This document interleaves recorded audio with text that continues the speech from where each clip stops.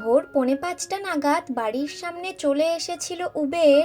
ওই উবেরে করে রাতের শহর দেখতে দেখতে ভিউটা এনজয় করে চলে এসেছি হাওড়া স্টেশন।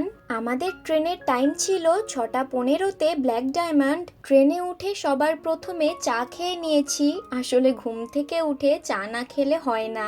তারপর নিয়েছিলাম ঝালমুড়ি। এই করতে করতে চলে এসেছি ধানবাদে, আমার এক মাসির বাড়ি। এই দেখো, কেন এসেছি সেটাই তো বলা হয়নি, আমার মাস্তুতো দাদার ছেলের অন্নপ্রাশন। একে একে তো সব রিচুয়ালস হয়ে গেছে, হলুদ কোটা থেকে শুরু করে পুচকের প্রথম ভাত খাওয়া পুরোটাই হয়ে গেছে। তাই পুচকুটাকে একটু আদর করে চলে এসেছি খাওয়া দাওয়ার দিকে। মেন অ্যাট্রাকশন মাটন বিরিয়ানি নিয়ে নিয়েছি, দেন ডেজার্ট আর সফটি খেয়ে নিচ্ছি। রাতের দিকে আমার আরেক দাদার ছেলের বার্থডে কেক কাটিং হয়েছিল। আজকের জন্য এইটুকুই, ওকে বাই।